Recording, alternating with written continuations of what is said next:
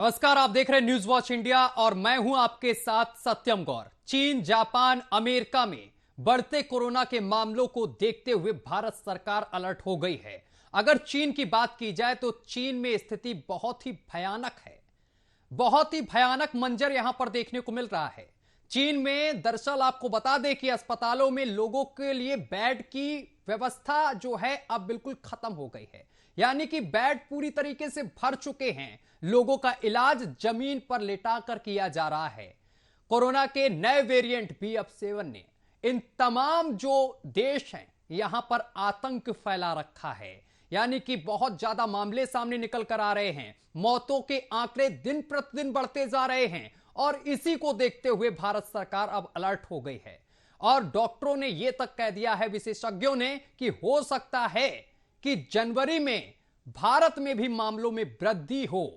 आपको बताते चले कि भारत सरकार इससे पहले ही अलर्ट है और जिसको लेकर स्वास्थ्य मंत्री की अगर बात की जाए तो स्वास्थ्य मंत्री ने एक ट्वीट किया है जिसमें उन्होंने लिखा है कि 1 जनवरी 2023 से चीन, हांगकांग, जापान, दक्षिण कोरिया और इसके साथ सिंगापुर और थाईलैंड, इन जो तमाम देश हैं जहां पर सबसे अधिक मामले देखने को मिल रहे हैं, यहां से जो यात्री भारत में आएगा वो RT-PCR टेस्ट उसका अनिवार्य होना चाहिए।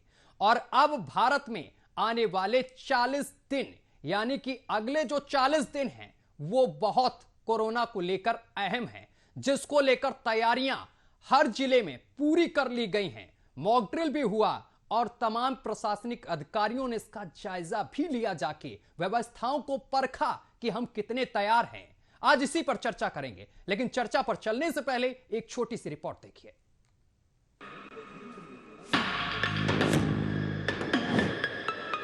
ना चेहरे पर मास्क, ना 2 गज की दूरी, ये आपकी ही लापरवाही है जो कोरोना को निमंत्रण दे रहा है। उसी कोरोना को जिससे चीन बेहाल है, तबाह भी इस कदर की चीन में ना तो लोगों को दवाई मिल रही है और ना ही टेस्टिंग किट, ना अस्पतालों में जगह है, ना शमशानों में।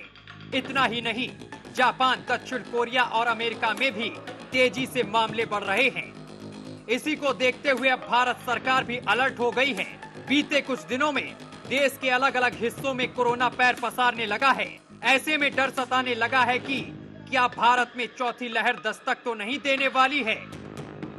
देश में बढ़ते कोरोना के मामलों का जो ट्रेंड दिखाई दे रहा है, ऐसे में आने वाले 40 दिन कोरोना को लेकर अहम हो सकते हैं। आशंका जताई जा रही है कि जनवरी में कोरोना के केसों में इजाफा हो सकता है। चीन जैसे हालात भारत में ना हो, इसको लेकर भारत सरकार अलर्ट मोड पर है।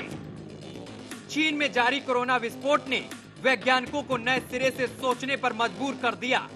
वैज्ञानिक ये अनुमान लगाने में जुटे हैं कि भारत तक कोरोना के पहुंचने की टाइमिंग क्या हो सकती है। पहली लहर में चीन से 61 दिनों में पहला केस भारत पहुंचा था, लेकिन अब ऐसी बात नहीं है। कोरोना का BF7 वेरिएंट 15 गुना ज्यादा रफ्तार से संक्रमण फैलाता है, इसीलिए भारत में भी इसके तेजी से फैलने का खतरा है।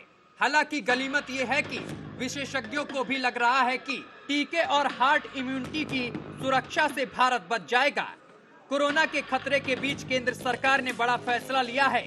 स्वास्थ्य मंत्री मनसुख मंडाविया ने ट्वीट कर कहा है कि 1 जनवरी 2023 से चीन, हांगकांग, जापान, दक्षिण कोरिया, सिंगापुर और थाईलैंड से आने वाले यात्रियों के लिए RT-PCR टेस्ट अनिवार्य कर दिया गया है। उन्हें यात्रा से पहले अपनी रिपोर्ट एयर सुरक्षा पोर्टल पर अपलोड करनी होगी। इसी के साथ भारतीयों को एहतियात बरतने की सलाह दी गई है। लोगों को मास्क पहनने और 2 गज की दूरी का पालन करने को कहा है। ब्यूरो रिपोर्ट के साथ सत्यम गौर, न्यूज वॉच इंडिया।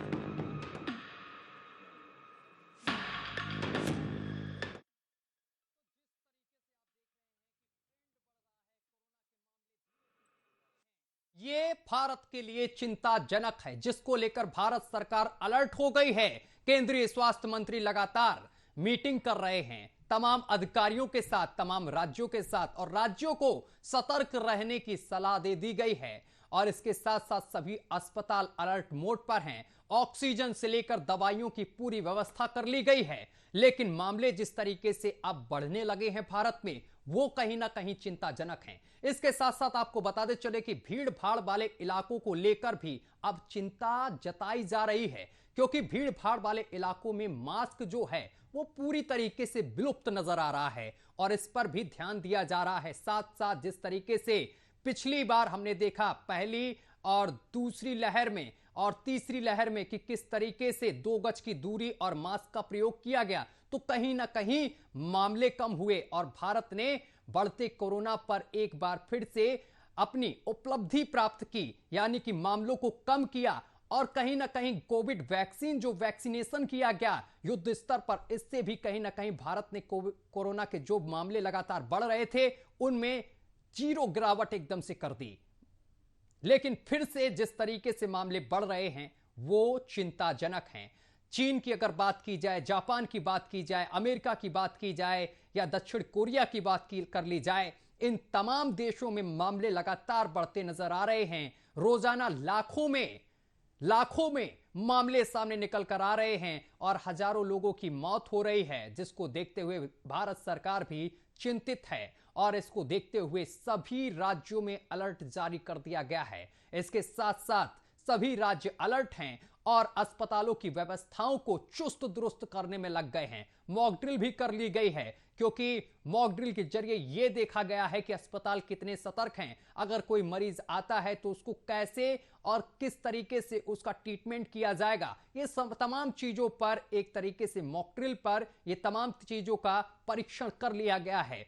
और इसके साथ साथ तमाम जिला स्तर के जो अधिकारी हैं, जो डॉक्टर्स हैं, साथ में बैठकर मीटिंग्स भी कर ली हैं। इस तरीके की अगर चौथी लहर आती है तो उसके लिए निपटने के लिए तमाम तैयारियां कर ली गई हैं। लेकिन इसके साथ साथ अब यह विशेषज्ञों ने बताया है कि अगले आने वाले 40 दिन भारत के लिए बहुत अहम हैं, क्योंकि यह अनुमान लगाया जा रहा है कि जनवरी में कोरोना के मामले बढ़ सकते हैं। इसको देखते हुए भारत सरकार पूरी तरीके से अलर्ट नजर आ रही है। और इसके साथ साथ स्वास्थ्य मंत्री मनसुख मंडाविया ने भी साफ तौर पर कह दिया है कि 1 जनवरी 2023 से चीन, हांगकांग, जापान, दक्षिण कोरिया, सिंगापुर और थाईलैंड से जो यात्री भारत में आएंगे उनका आरटी-पीसीआर टेस्ट अनिवार्य कर दिया गया है। और अब भारत में आने वाले 40 दिन कोरोना को लेकर अहम हो सकते हैं। इसको लेकर पूरी सावधानियां बरती जा रही हैं और डॉक्टर्स भी लगातार लोगों को भी सलाह देने लगे हैं कि किस तरीके से रहना है, किस तरीके से नहीं रहना है। भीड़ भाड़ वाले इलाकों से आप लोग बचें और इसके साथ साथ मास्क का प्रयोग अब करना शुरू कर दें, क्योंकि वो स्थिति ना हो जो हमने पहली, दूसरी, तीसरी लहर में देखी कि अस्पतालों में बेड नहीं थे, ऑक्सीजन के लिए लोग इधर उधर भटक रहे थे, अपनों को बचाने की जोहमत में लगे हुए थे। तो ऐसी स्थिति अब भारत में ना आए, जिसको लेकर सरकार भी अलर्ट है और इसके साथ साथ हम आम लोगों को भी सचेत रहना होगा। और इसी से हम इस BF7 वेरिएंट से जीत सकते हैं, लड़ सकते हैं और इससे लड़ना बहुत जरूरी है। क्योंकि अगर चीन की बात की जाए, बार बार मैं चीन का नाम ले रहा हूं क्योंकि चीन में स्थिति बेहद खतरनाक है। चीन में अस्पतालों में मरीजों की भरमार है और मरीजों को बेड नहीं मिल रहे हैं, जमीनों पर इलाज किया जा रहा है।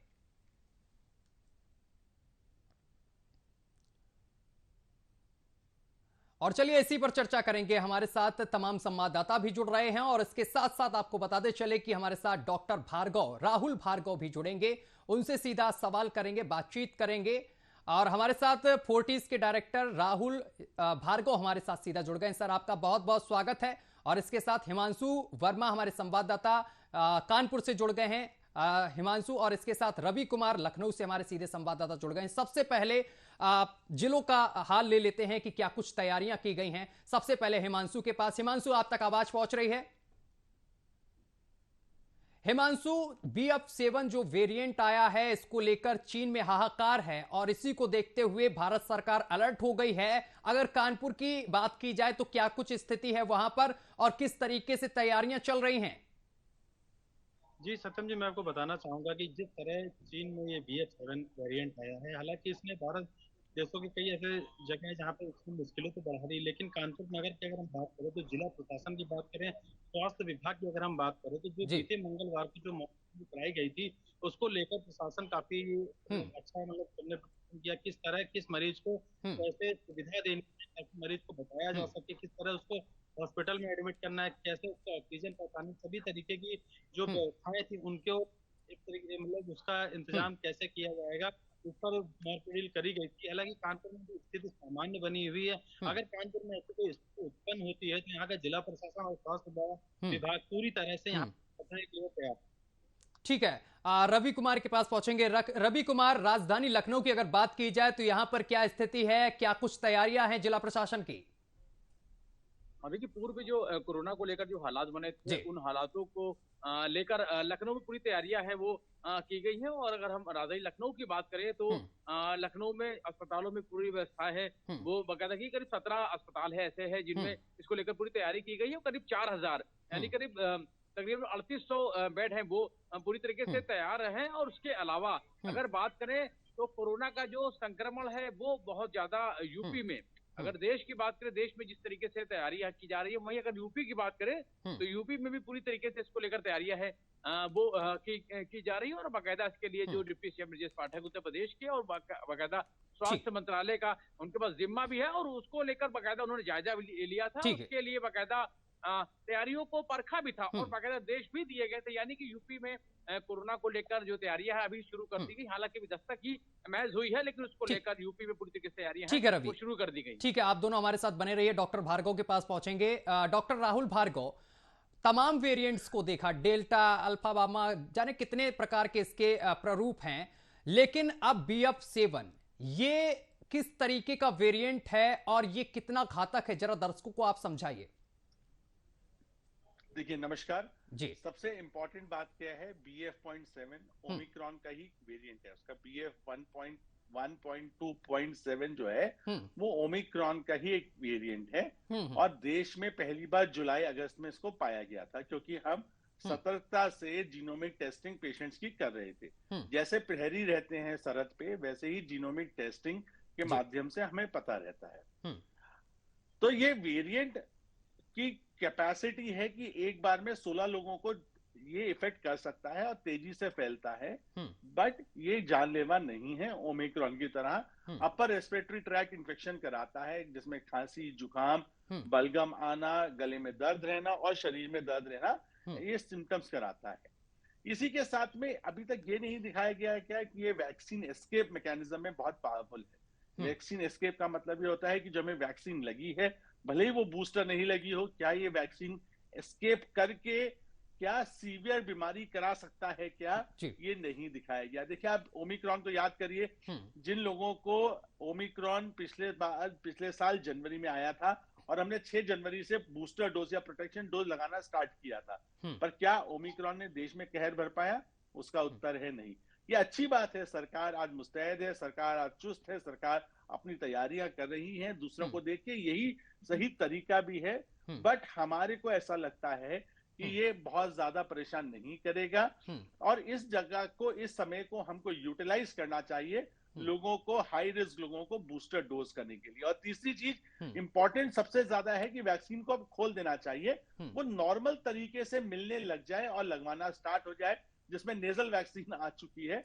नेजल वैक्सीन से एक फायदा ये होता है कि वो कैरियर स्टेट को रोकता है, मतलब मैं आपको नहीं फैलाऊंगा, आप आगे नहीं फैलाएंगे, ये मदद करता है नेजल वैक्सीन। क्योंकि किसी वैक्सीन में ये शक्ति नहीं है कि वो कोरोना होने से आपको बचा पाए। वो वैक्सीन से ये पता चलता है कि कोरोना हो सकता है पर वो जानलेवा नहीं होगा। तो हमको लगता है कि चाइना की नजर को, चाइना पे नजर रखनी चाहिए। और अगर आप देखें लंदन में भी, आप देखें लंदन में भी ये जो वेरिएंट था, ये वेरिएंट अभी नहीं था, अक्टूबर से था। क्या उसने बहुत कहर भर पाया? नहीं। तो लगता ये है कि जिस प्रकार से वैक्सीनेशन देश में हुई है, भरपूर तरीके से सारे लोग वैक्सीनेटेड है, थोड़ा चौकन्ना रहना जरूरी है। मास्क पहन लीजिए क्लोज डोर्स में। अगले 2 से 3 हफ्ते में शोधकर्ता बता देंगे कि वैक्सीन एस्केप है या नहीं है। वैक्सीन एस्केप है तो आपको कड़े कानून बनाने पड़ेंगे, और अगर वैक्सीन एस्केप नहीं है तो आप अपना नॉर्मल जीवन यापन कर सकते हैं। अच्छा डॉक्टर भार्गव, ये जो BF.7 जो नया वेरिएंट आया है, ये बच्चों पर भी प्रभाव डाल सकता है? इससे बच्चे भी संक्रमित हो सकते हैं? देखिए, कोई भी वेरिएंट किसी भी जगह पे बच्चों को भी अफेक्ट कर सकता है, बट अफेक्ट करने के बाद क्या वो लॉन्ग कोविड कराएगा या नहीं कराएगा, या हार्ट की प्रॉब्लम कराएगा या नहीं कराएगा, या MIS सिंड्रोम कराएगा कि नहीं कराएगा, ये कहना मुश्किल है। तो किसी भी वेरिएंट में हमने देखा है, वो भली अल्फा हो, डेल्टा हो, ओमिक्रॉन हो, बच्चों में माइल्डर डिजीज ही रही, तो हमें बहुत ज्यादा घबराने की आवश्यकता नहीं है। वैक्सीन सेफ है, बच्चों के लिए वैक्सीन 5 साल से उपलब्ध है, वो हमें लगवा लेनी चाहिए, जो बच्चे हाई रिस्क हैं। इसके साथ साथ जिन लोगों ने 2 डोज ले ली हैं, उनको भी क्या ये प्रभावित कर सकता है नया वेरिएंट? देखिए, वेरिएंट तो आपको हर साल कितनी भी आपने डोजेस ले रखी हो, वो प्रभावित कर सकता है। वैक्सीन आपको क्या बताती है? वैक्सीन आपको ये कहती है कि मैं आपको कोरोना होने से नहीं बचाऊंगी, बट मैं आपको सीवियर कोरोना होने से, आपको कोरोना के कारण मृत्यु होने से मैं बचाऊंगी। तो आपने डेल्टा में देखा था, हमारी कवरेज कम थी, इसलिए बहुत कहर बढ़ पाया। ओमिक्रॉन में हमारी कवरेज पूरी थी, हमारे को बहुत ज्यादा परेशानी नहीं हुई। तो वैक्सीन लगवाना आवश्यक है, हम ये भी कहते हैं। बूस्टर डोज हर साल लगेगी। आप ये भी देखिए, जो 50 साल से ऊपर हैं वो इन्फ्लुएंजा का टीका लगवाते हैं और उसी से वो प्रोटेक्टेड रहते हैं। तो हमको कहीं ना कहीं ये समझना पड़ेगा कि वैक्सीन की इकोनॉमिक्स को भी हमें समझना पड़ेगा। देश के टैक्स पेयर के मनी को हमको सोच समझ के यूज करना है कि हम सबको कोविड की बूस्टर डोज वैक्सीन लगवाएं। ये ऐसा भी ठीक नहीं होगा। जो हाई रिस्क लोग हैं या फ्रंट लाइन वर्कर्स हैं, जैसे जर्नलिस्ट हैं, डॉक्टर्स हैं, या जो पुलिस वाले हैं, उनको लगवाना आवश्यक होना चाहिए। बट बाकी अमूलतः ये वेरिएंट भी ओमिक्रॉन की तरह दस्तक देके ही चला जाएगा। कुछ काले बादल हैं, ये बरसेंगे नहीं, ऐसा अभी तक लगता है। लेकिन डॉक्टर भार्गव, जो कहा गया है कि 40 दिन बेहद अहम हैं कोरोना को लेकर भारत के लिए, और ये भी अनुमान लगाया गया है विशेषज्ञों की तरफ से कि जनवरी में इसके मामले बढ़ भी सकते हैं। बिल्कुल, देखिए आपने बहुत अच्छी बात की। हर साल इन्फ्लुएंजा के केसेस बढ़ते हैं। आप अपने घर में देख लीजिए, किसी ना किसी को कॉफ एंड कोल्ड जरूर होगा। आपके स्टूडियो में कॉफ एंड कोल्ड हो रहा होगा, तो आप क्या उससे डरते हैं? क्या आप उससे नहीं डरते? ऐसे ही जब हम तैयारी करने लगेंगे, खांसी जुकाम होगा, तो वो कोविड हो सकता है, पर सेल्फ लिमिटिंग कोविड होगा जिन लोगों को टीका लगा हुआ है। तो कहने का मतलब यह है कि केसेस जरूर बढ़ेंगे, आप प्रिकॉशन जरूर लीजिए। प्रिकॉशन अगले 2 से 3 हफ्ते लेने में कोई परेशानी नहीं है। को वैक्सीनेशन के बाद भी प्रिकॉशंस का क्या मतलब है? मास्क पहन लीजिए और तो दूरी रख लीजिए, 2 गज की दूरी, 6 मीटर का जो डिस्टेंस होता है उसको रख लीजिए। तो आप इससे बच के रहेंगे। 2-3 हफ्ते में जब केसेस कम होने लगेंगे या खतरा टल जाएगा या हम इस BF.7 वेरिएंट के बारे में और जान जाएंगे, तब आप अपना नॉर्मल सुचारू रूप से जीवन यापन कर सकते हैं। तो पब्लिक को डरना नहीं है, सचेत होना है। और अभी इसी के लिए नहीं, ऐसे इबोला भी आ सकता है, टोमेटो वायरस भी आ सकता है, और ऐसे पता नहीं ना जाने कितने वायरसेस और आएंगे। जनरल प्रिंसिपल यही रहता है, जब अगर कोई परेशानी आए, सचेत हो जाइए, गार्डेड रहिए, ध्यान रखिए, कॉशियस ऑप्टिमिज्म रखिए। जैसी खतरा टले वैसी बाहर निकल के अपना नॉर्मल जीवन यापन स्टार्ट कर रहे हैं। चलिए डॉक्टर भार्गव, आप हमारे साथ बने रहिए। मैं एक बार अपने संवाददाता का रुख कर लेता हूं। हिमांशु हमारे साथ लगातार जुड़े हुए हैं। हिमांशु, अगर कानपुर की बात की जाए तो कानपुर में जिस तरीके से अगर अस्पतालों के साथ साथ वैक्सीनेशन सेंटर की बात की जाए तो यहाँ पर क्या कुछ स्थिति देखने को मिल रही है? जी सत्यम जी, मैं आपको बताना चाहूँगा कि हजारों की संख्या में वैक्सीन डोज दी जा रही है और इसी लगातार की जा रही है। जो नीड है वो भी आ रहे हैं, और बूस्टर डोज भी सभी अस्पतालों में लगाई जा रही है। और BF.7 की अगर हम करें तो डोज ले चुके हैं ऑलरेडी, वो भी उन्होंने अपने आप को सुरक्षित रहना महसूस करते हैं। और डिस्टेंसिंग की बात अगर हम करें तो डिस्टेंसिंग का पालन होना भी शुरू हो गया है। लोगों ने अब मास्क पहनना भी शुरू कर दिया। कहीं ना कहीं BF.7 की बात कर रहे हैं, तो इसका जो डर है वो है, उसका बचाव है। जैसा कि डॉक्टर भार्गव बताया कि जो सुरक्षा है उससे कैसे बचाए, बचने का उन्होंने तरीका बताया है। चलिए, आपके पास मैं वापस आऊंगा, डॉक्टर भार्गव का ही रुख कर लेता हूं। डॉक्टर भार्गव, अगर BF.7 जो नया वेरिएंट है, इसके लक्षण क्या हो सकते हैं? इसके बारे में जरा दर्शकों को देखिए, लक्षण बहुत ही कॉमन है। खांसी, जुखाम, शरीर में दर्द होना, बुखार होना, जो इस समय नॉर्थ इंडिया में जैसे जैसे पारा गिरता है वैसे वैसे ये इलनेसेस बढ़ती जाती है। आप देखिए बूढ़े लोगों की इस सीजन में मृत्यु ज्यादा होती है, क्यों? सर्दी की वजह से होती है। कार्डियक हार्ट अटैक्स होते हैं, साथ ही में इन्फेक्शन बढ़ते हैं, निमोनियाज होते हैं। तो इसीलिए इन्फ्लुएंजा की वैक्सीन हर साल लगाई जाती है। इस साल देखिए 30-40% लोगों ने ज्यादा इन्फ्लुएंजा वैक्सीन लगाई गई। इसीलिए इन्फ्लुएंजा और कोविड की वैक्सीन हर साल लगेगी, ऐसा हमारा विचार है। हम सरकार से निवेदन करते हैं कि आप एक बिल्कुल क्लियर कट गाइडलाइंस शोध के माध्यम से, रिसर्च के माध्यम से निकालें, सो दैट ये हर साल का एक बार गाइडलाइन बन जाएगी तो परेशानी नहीं आए आम जनमानस में कि मुझे कब लगाना है, कब नहीं लगाना, बूस्टर लगानी है, नहीं लगानी। तो 50 साल से ऊपर जितने लोग हैं उनको इन्फ्लुएंजा वैक्सीन लगती है, वैसी कोरोना वैक्सीन लगेगी और हम उससे प्रोटेक्टेड रहेंगे। तो केसेस में इजाफा अगर होता भी है और बहुत ज्यादा नहीं होता तो हमको घबराने की आवश्यकता नहीं है। अगर होना होता, मैं भी कहता हूं, अगस्त, सितंबर, अक्टूबर, नवंबर 5-6 महीने में आ चुके होते केसेस हमारे देश में। तो चाइना की परिस्थिति अलग है। चाइना की परिस्थिति अलग क्यों है? क्योंकि उन्होंने जीरो कोविड पॉलिसी अपनाई, उनका एल्डरली पॉपुलेशन ज्यादा है, स्मोकिंग की प्रवृत्ति बहुत ज्यादा है, सीओपीडी की प्रॉब्लम ज्यादा है, और साथ ही में उनकी वैक्सीन इतनी इफेक्टिव नहीं रही। सिर्फ 30 से 40% लोगों ने ही वैक्सीन लगाई है। हमारे देश में स्वेच्छा से लोगों ने वैक्सीन लगाई है, वैक्सीन पे अपना ट्रस्ट दिखाया है। तो हमारी समस्या और उनकी समस्याओं में बहुत जमीन आसमान का अंतर है। तो हमें अपने पर्यावेश में देखना चाहिए, हम प्रोटेक्टेड हैं। पर जैसे कि साइंटिस्ट बोल रहे हैं, 2 से 3 हफ्ते प्रिकॉशन लेने में कोई हालजाना नहीं है, कोई परेशानी नहीं है। और सरकार का मैं धन्यवाद देना चाहूंगा कि उन्होंने बड़ी मुस्तैदी से, जैसे ही पहला सिग्नल आया उतने ही तेजी से उन्होंने अपने कायदे कानून से जायजा लेके पूरी तैयारी करके बैठ गए। भले ही जरूरत पड़े या ना पड़े, पर ऐसी तैयारियों से लोगों में भी कॉन्फिडेंस आता है कि जब सरकार कर रही है तो हमें भी अपना कर्तव्य पालन करना आवश्यक होना जरूरी है। बिल्कुल। रवि के पास पहुंचेंगे। रवि, जिस तरीके से डॉक्टर भार्गव भी कह रहे हैं कि पहले से ही हम सतर्क हो गए हैं, इसीलिए मॉकड्रिल वगैरह किया गया, अस्पताल पूरी तरीके से तैयार हैं, डॉक्टर्स तैयार हैं, और ऐसे में जिस तरीके से 40 दिन कहे गए हैं, आने वाले 40 दिन वो बहुत अहम हैं। ऐसे में अगर लखनऊ की बात की जाए, भीड़ भाड़ वाले इलाकों की बात की जाए, मार्केट्स की बात की जाए, यहां पर लोग कितने सतर्क नजर आ रहे हैं?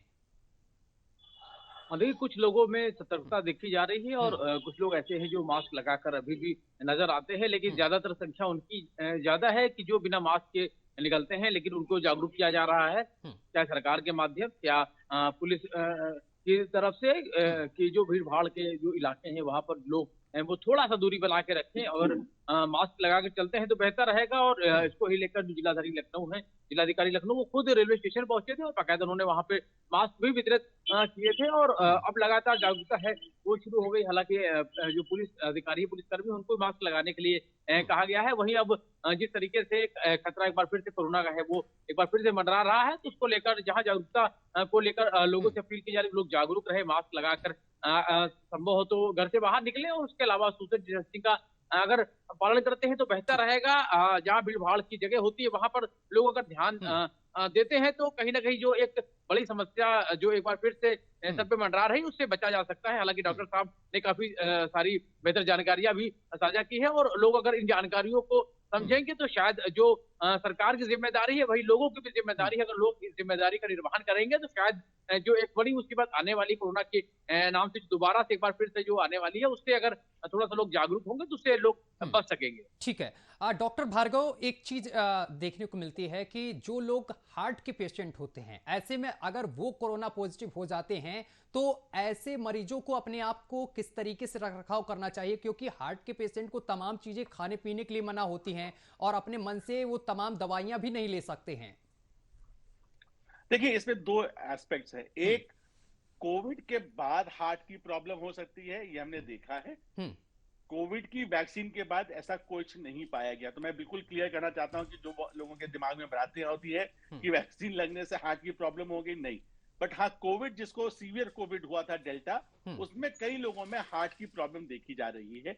हार्ट की प्रॉब्लम को समझने के लिए रेगुलर नियमित रूप से चेकअप कराना आवश्यक है। जो भी लोग मोटे हैं, सिगरेट पीते हैं, अल्कोहल लेते हैं या स्ट्रेस में रहते हैं या जिनका पेट का मोटापा बहुत ज्यादा है, उनको अपने रेगुलर चेक कराने चाहिए। रेगुलर चेक कराने के साथ में उनको अपने शरीर में डायबिटीज को कंट्रोल करना चाहिए और ब्लड प्रेशर को 180 मेंटेन करना आवश्यक होना चाहिए। मतलब आपको एडेड सॉल्ट वगैरह कम कर देना चाहिए। सर्दियों में वैसे भी नदियों की